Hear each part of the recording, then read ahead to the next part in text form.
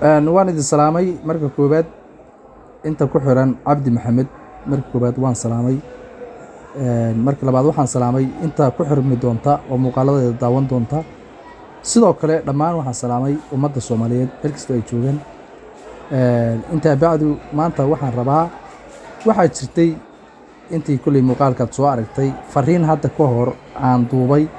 fariintaas oo aan ugu talagalay una diray maamulka koonfur galbeed iyo madaxweynaha fariintaas macnaha inaad isweydiinaysan baa laga yaabaa macnaha ninku sababtu fariintaan u diray maxay ahayd wuxuu ka hadlayay muxuu rabay in macnaha qofba meelo badan uu de wax ka fiiriyo baa laga yaabaa oo aad ku wareerteen ha yeeshee macnaha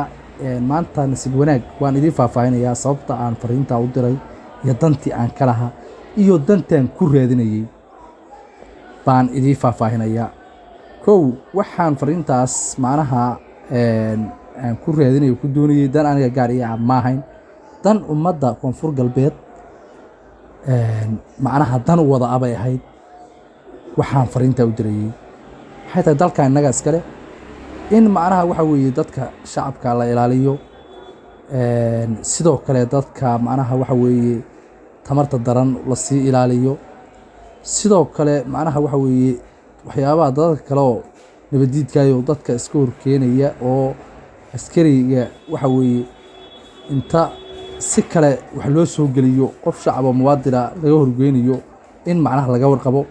in dawladdu macnaha waxa weeye ay aad iyo aad maartay bulshada iyo shacabka waxa weeye looga warqabo oo dhaqdhaqaaq kasta magaalada ka jira iyo xaalad kasta si toosa macnaha waxa weeye looga warqabo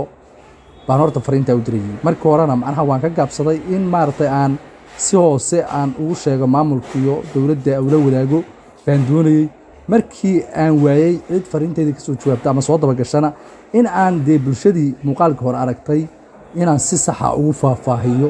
wixii aan fariinta hore ka dirayeen aan u sheego tusana bay noqotay horta xaaladii niman yahow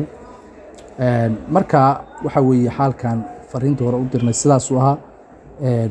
dadka shacabka iyo waxa weeye magaalada iyo anigu waxaan leeyahay horta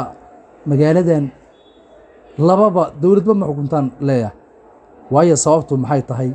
intaasoo dhibaato iyo intaasoo dhaliilo oo aan la soo koobin oo kow iyo laba la dhihi karin yaan arka marka aad iyo aad baan macnaha uga danqaday wixii dee dalkii iyo dadkaba macnaha dhibaya inaan ka hadalno oo aan bulshada la wadaagno oon soo gudbino